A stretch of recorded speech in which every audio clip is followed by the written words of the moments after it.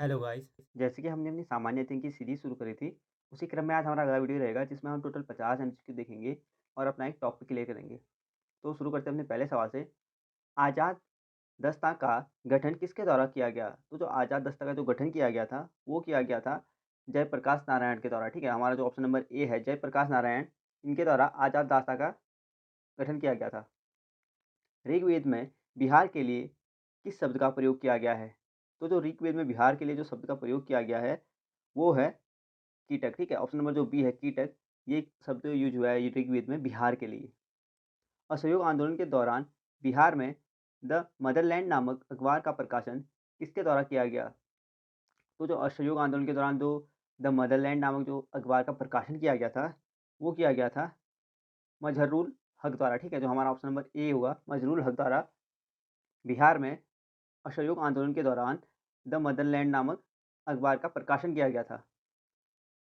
कौटिल्यकृत अर्थशास्त्र में राज शब्दोपजीवी संघ शब्द का प्रयोग किसके लिए किया गया है? तो जो कौटिल्यकृत अर्थशास्त्र है, उसमें पूछा रहा है कि जो राज शब्दोपजीवी जो संघ जो शब्द है ना, वो किसके लिए यूज़ किया गया है? तो इसका जो हमारा सही आंसर है, वो है लिच्छवी के लिए, ठीक है? ऑप्शन नंबर जो बी है लिच्छवी के लिए ये शब्द यूज़ किया गया है।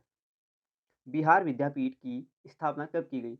तो जो बिहार विद्यापीठ की जो स्थापना की गई थी, वो की गई थी 1921, यानी कि हमारा जो ऑप्शन नंबर जो बी है 1921 में बिहार विद्यापीठ की स्थापना की गई थी। भारत के संविधान के किस अनुच्छेद में विधान परिषद के सृजन और विघटन के उपबंध अंतर्विष्ट हैं? तो वो पूछा रहा है कि जो हमारा जो संविधान है भारत का, उसमें कौन-सा अनुच्छेद में ये बताया गया है कि विधान परिषद का सृजन और विघटन का उपबंध है वो किस संविधान के अनुच्छेद में है? तो इसका जो हमारा सही आंसर हो जाएगा, वो हो जाएगा अनुच्छेद 169, ठीक है? जो हमारा ऑप्शन नंबर बी है अनुच्छेद 169, इसमें हमारे संविधान में क्या बताया गया है? विधान परिषद के सृजन और विघटन का, ठीक है? अगला देख लेते हैं।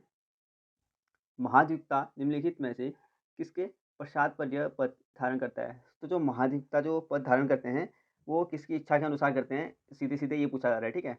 तो इसका जो हमारा सही आंसर हो जाएगा, वो हो जाएगा राज्यपाल। हमारा जो ऑप्शन नंबर सी है, राज्यपाल की इच्छा पर पद धारण करते हैं, ठीक है ये? Option number C. भारतीय संविधान की प्रस्तावना में पंथनिरपेक्ष शब्द किस वर्ष जोड़ा गया? तो जो भारतीय संविधान की जो प्रस्तावना थी ना, उसमें पंथनिरपेक्ष शब्द पहले से नहीं था, ठीक है?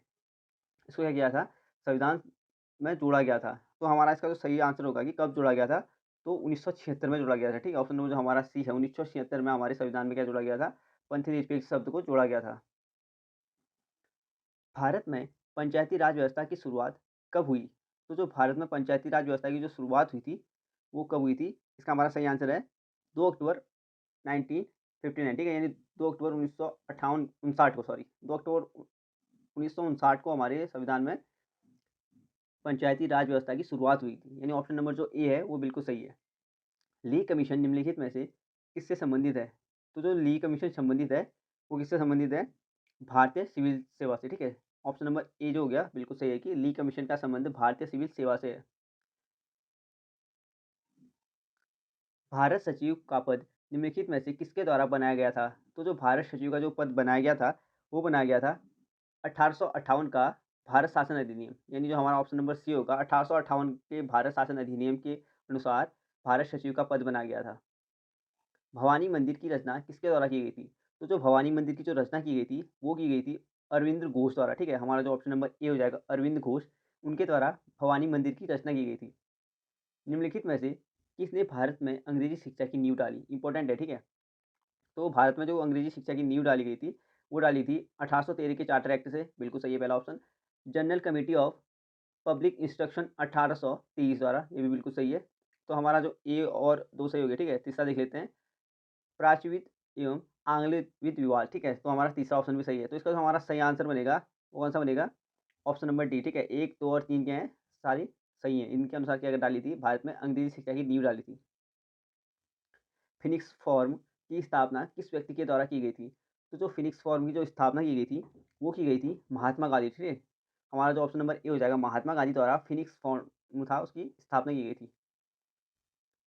हिंदू महासभा की स्थापना कब हुई? तो जो हिंदू महासभा की जो स्थापना हुई थी, वो हुई थी 1915, ठीक है? यानी ऑप्शन नंबर जो बी है वो बिल्कुल सही है। निम्नलिखित में से किनका संबंध हमारे राष्ट्र ध्वज के डिजाइन से है? तो सीधे-सीधे पूछ रहा है कि राष्ट्रीय ध्वज का जो डिज़ाइन किया था वो किसने किया था? तो इसका जो सही आंसर है वो है पिंगली वेंकैया, ठीक है? हमारा जो ऑप्शन नंबर ए है, पिंगली वेंकैया का संबंध है राष्ट्रीय ध्वज के डिज़ाइन से, ऑप्शन नंबर ए। निम्नलिखित में से सैद्धांतिक साहित्य का सही क्रम कौन-सा है? तो जो सैद्धांतिक साहित्य का जो सही क्रम है वो पूछा जा रहा है, ठीक है? तो वैदिक संहिता, ब्राह्मण, अरण्य और उपनिषद, यानी जो हमारा ऑप्शन नंबर बी है उसका संबंध किससे है? सैद्धांतिक साहित्य से है, ठीक है? निम्नलिखित में से कौन-सी लिपियाँ अशोक के अभिलेख से में प्रयुक्त हुई हैं? तो जो अशोक के अभिलेख में जो प्रयुक्त लिपियाँ हैं वो पूछी जा रही हैं।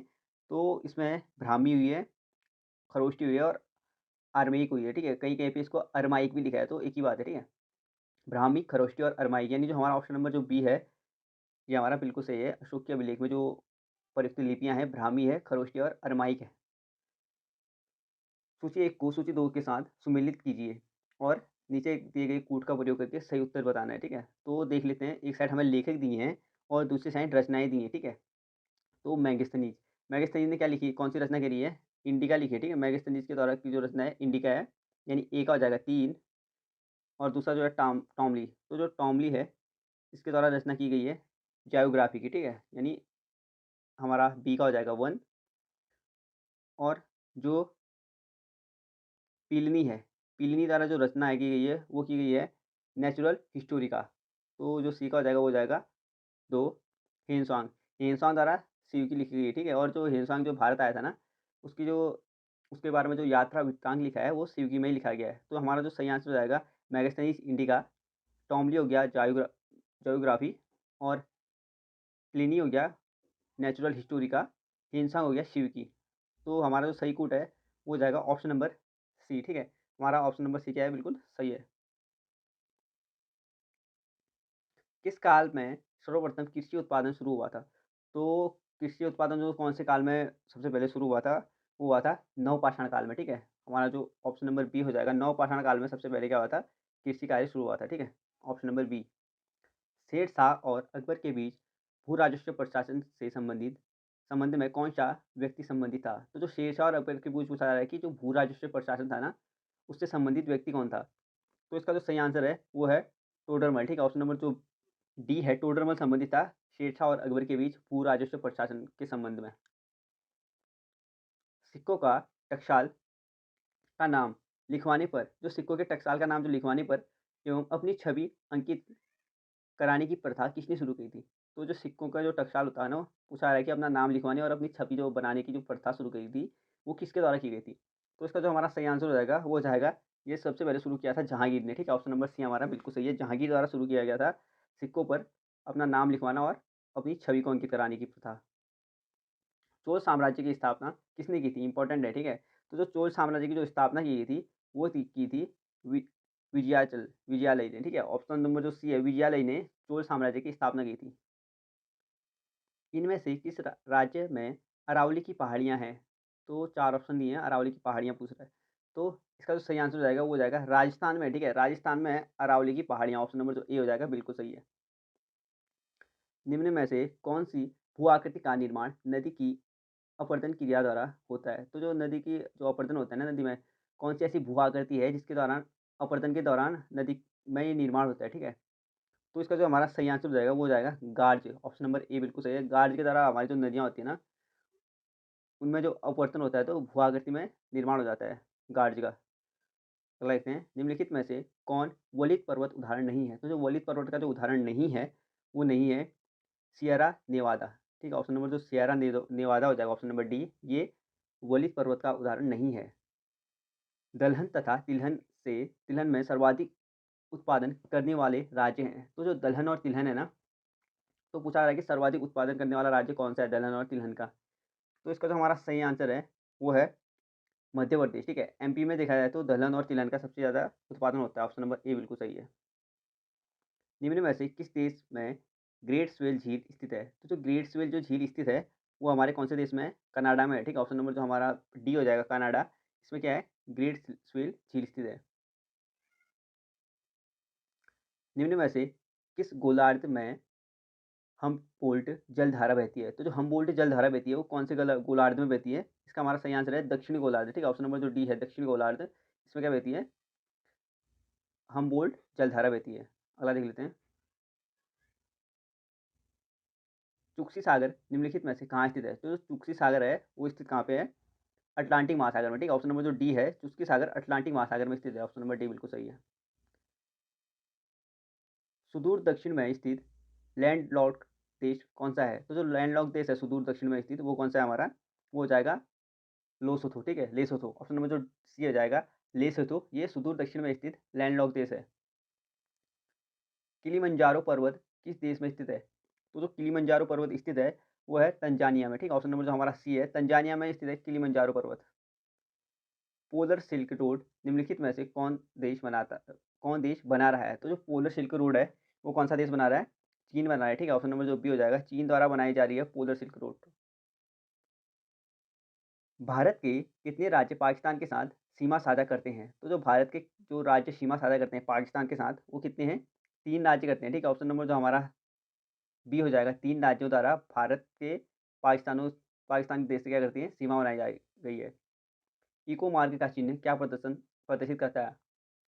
तो वस्तुओं पे जो इको मार्क का चिन्ह होता है ना, तो पूछा जा रहा है कि इसका जो चिन्ह होने का जो प्रदर्शन है वो किस बात का है, ठीक है। तो इसका जो हमारा सही आंसर हो जाएगा वो हो जाएगा लेबल लगाने की व्यवस्था, ठीक है। ऑप्शन नंबर जो हमारा ए हो जाएगा बिल्कुल सही, लेबल लगाने की एक व्यवस्था है ये। चिकित्सा के क्षेत्र में गोल्डन आवर इनमें से किससे संबंधित है? तो जो गोल्डन आवर संबंधित है चिकित्सा चिकित्सा के क्षेत्र में, वो किससे संबंधित है? हार्ट अटैक से, ठीक है। ऑप्शन नंबर जो हमारा सी हो जाएगा, गोल्डन आवर किससे संबंधित है? हार्ट अटैक से। एक व्यक्ति दुर्घटना में घायल हो गया है, उसके रक्त समूह की जांच के लिए समय नहीं है, इनमें से कौन सा रक्त दिया जाना चाहिए? तो अगर उसके रक्त जो जांच के लिए अगर टाइम नहीं है तो उसमें कौन सा रक्त देना चाहिए? ओ नेगेटिव देना चाहिए, ठीक है। ये हम क्या कर सकते हैं, किसी भी जो ब्लड ग्रुप होता है उस पे लगा सकते हैं, ठीक है, ओ नेगेटिव। ऑप्शन नंबर जो हमारा डी है बिल्कुल सही है। अगला देख लेते हैं। जब तक व्यक्ति वृद्ध होते जाता है तो सामान्यतया उसका रक्त का दाब, तो जब कोई आदमी है तो वो अगर वृद्धावस्था में बूढ़ा हो जा रहा है तो उसके जो सामान्य रक्तचाप में जो दाब है उस पे क्या परिवर्तन बढ़ेगा वो बताना है, ठीक है। तो इसका जो सही आंसर हो जाएगा वो क्या होगा? बढ़ जाएगा, ठीक है। रक्तचाप बढ़ जाता है जब हम जैसे-जैसे क्या हो जाती है, एज होती जाती है ना, तो हमारा ऑप्शन नंबर ए बिल्कुल सही है। क्रोमैटोग्राफी की तकनीक का प्रयोग किस कार्य में होता है? तो जो क्रोमैटोग्राफी का जो तकनीक है ना, उसका प्रयोग किसमें होता है? द्रव मिश्रण से पदार्थों को अलग करने में, ठीक है। जो हमारा ऑप्शन नंबर जो सी है, द्रव मिश्रण से पदार्थों को अलग करने में क्रोमैटोग्राफी का यूज़ होता है। स्तंभ बी में दिए गए स्रोतों को स्तंभ ए से दिए गए उत्पादों से मिलाना है, ठीक है। तो ए और बी को आपस में क्या करना है? मिलाना हमने। तो देख लेते हैं। फॉर्मिक अम्ल, तो जो फॉर्मिक अम्ल होता है वो किसमें होता है? चींटी के डंक में होता है ना, तो इसका संबंध किससे हो जाएगा? फॉर्मिक अम्ल का ए का 3। साइट्रिक अम्ल, तो जो साइट्रिक अम्ल का जो संबंध होता है वो किससे होता है? नींबू से, ठीक है। ऑप्शन नंबर बी का हो जाएगा 1। टार्ट्रिक अम्ल, तो टार्ट्रिक अम्ल किसमें होता है? इमली में, ठीक है। और ये नींबू में भी पाया जाएगा। सॉरी, नींबू कह रहा हूँ, क्या है, टमाटर में पाया जाता है ये। तो इसका जो हमारा सही आंसर हो जाएगा वो हो जाएगा ऑप्शन नंबर बी, ठीक है। ए का 3, बी का 1 और सी का 2। लोहा जिससे प्राप्त किया जाता है वह है, तो जो लोहा जिससे प्राप्त किया जाता है सीधे-सीधे उसकी बात कराएगी, उसका अयस्क कौन-सा है, ठीक है। अगर सवाल ये भी बने तो ये भी सही है। तो जो लोहे का जो अयस्क है, लोहा जिससे प्राप्त किया जाता है वो किससे प्राप्त किया जाता है? हेमेटाइट, ठीक है। और सबसे जो शुद्ध मात्रा में जो लोहा होता है ना, सबसे शुद्ध परसेंटेज, वो हेमेटाइट में ही पाया जाता है। Option number D. 1 नैनोमीटर निम्नलिखित में से किसके बराबर होता है? तो 1 माइक्रो, 1 नैनो पढ़े होंगे ना आपने। तो 1 नैनोमीटर जो होता है वो किसके बराबर होता है? 10 टू द पावर -7, ठीक है। ऑप्शन नंबर जो हमारा बी हो जाएगा वो बिल्कुल सही है, 10 to the power -7 centimetre. Option number B.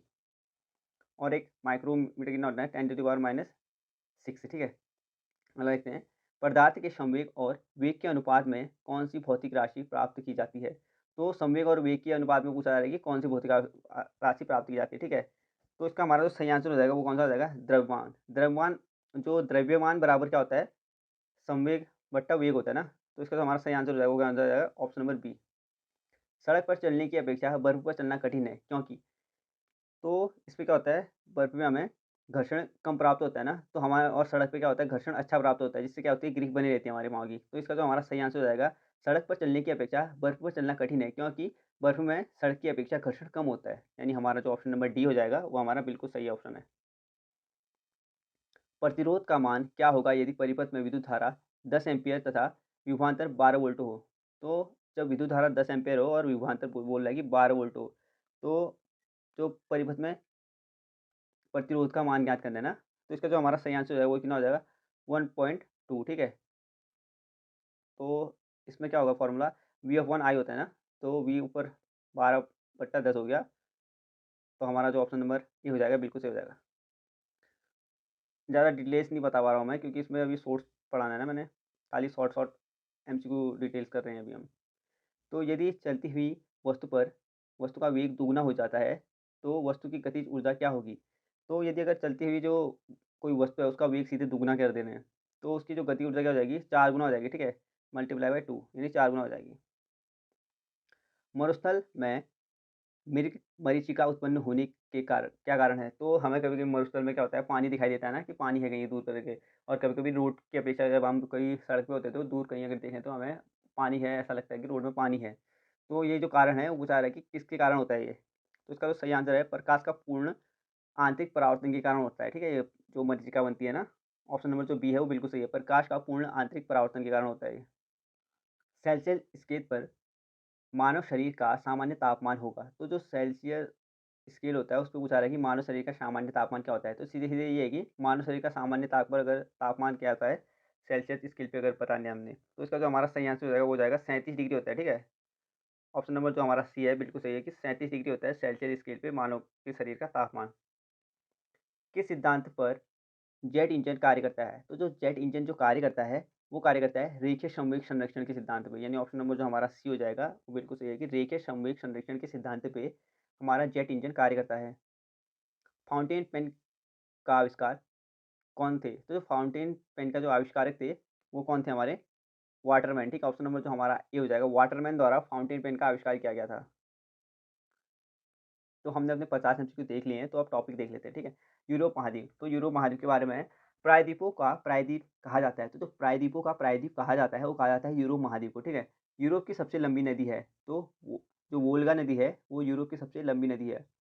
Fashion की नगरी के रूप में जाना जाता है, तो जो फैशन की नगरी के रूप में जाना जाता है, वो जाना जाता है फ्रांस को। विश्व का अन्न भंडार के रूप में जाना जाता है, ठीक है? यूक्रेन को, और जब से यूक्रेन और रशिया जो संबंध खराब हो रखे हैं और जो वॉर शुरू हो रखी है ना इनके बीच, तो तब से आपने देखा होगा कि कई जो देश हैं वहाँ पे फूड क्राइसिस आ रखे हैं, तो उन्हीं के कारण है, ठीक है? क्योंकि यूक्रेन क्या कर नहीं कर पा रहा है, वहाँ से एक्सपोर्ट नहीं कर पा रहा है। तो विश्व का जो अन्न भंडारक के रूप में जाना जाता है, वो जाना जाता है यूक्रेन को। प्रसिद्ध ब्लैक फॉस्फेट स्थित है, जो प्रसिद्ध ब्लैक फॉस्फेट स्थित है, वो जर्मनी में है। झीलों का देश कहा जाता है, झीलों का देश कहा जाता है फ़िनलैंड को, ठीक है? यूरोप का भारत कहा जाता है इटली को, जो यूरोप का भारत है वो इटली को कहा जाता है, और कृषि प्रधान देश होने के कारण कहा जाता है, ठीक है? इटली को, ये यूरोप का भारत। फ्रांस को यूनाइटेड किंगडम से अलग करता है, तो इंग्लिश चैनल जो है वो फ्रांस और यूनाइटेड किंगडम को क्या है, इनके बीच में है। इसलिए कहा गया है कि इन दोनों को फ्रांस और यूनाइटेड किंगडम को जो अलग करता है वो करता है English channel. Playground of Europe के नाम से जाना जाता है, तो प्लेग्राउंड ऑफ यूरोप के नाम से जाना जाता है, वो जाना जाता है स्विट्जरलैंड को। इटली की गंगा कहा जाता है, तो पो नदी को क्या कहा जाता है, इटली की गंगा कहा जाता है, ठीक है? काकेशस काकेशस राज्य के रूप में जाना जाता है, तो जो काकेशस राज्य के रूप में जाना जाता है, वो जाना जाता है जॉर्जिया को, अर्मेनिया एवं अज़रबैजान को, ठीक है? विभिन्न देश तथा एवं उनके बीच स्थित पर्वत बताने हैं, तो वो पर्वत दिए हैं और संबंधित देश दिए हैं। पिरेनीज पर्वत, तो जो पिरेनीज पर्वत है वो फ्रांस एवं स्पेन के मध्य है, ठीक है? अल्पास पर्वत है फ्रांस एवं इटली के मध्य। जूरा पर्वत है फ्रांस एवं स्विट्जरलैंड के मध्य।